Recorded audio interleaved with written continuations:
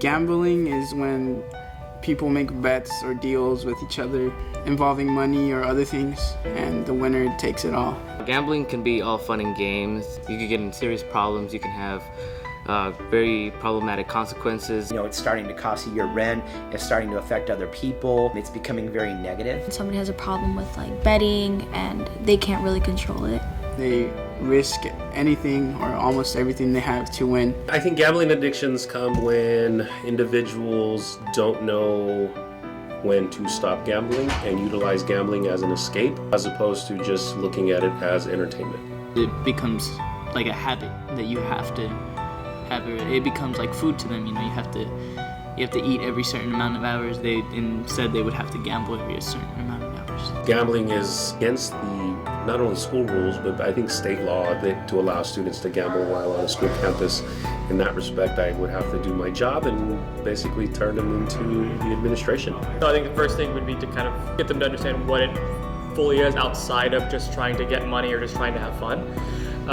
So showing that it does kind of have that addictive quality to it, and then once you get stuck in that, it's a vicious cycle that or even if you want to get out of, right? Even if you have the desire and the motivation, it's going to be very hard to do that. Just try to make it very real for them. If I just came out to students that were gambling and said, stop this is wrong and stuff like that, I think they would negatively react and they would probably rebel against that, and they would probably go deeper into that.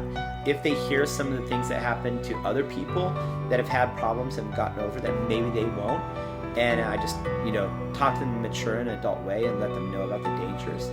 And then also the aspect of don't ever think that you are in control and can stop at any time, because that will bring you deeper into the addiction.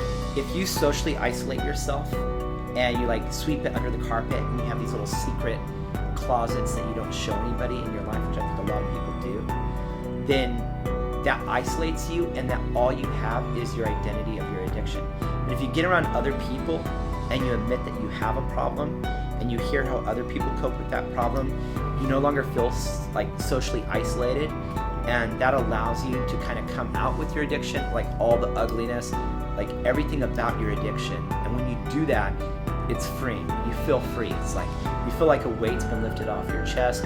People know you. And if people know the dirtiest parts about you and your addiction, and they still accept you, and they treat you with love and compassion and try to help you and assist you, then that's really feels great, because you've made yourself vulnerable and exposed the worst parts about you, and people still care for you.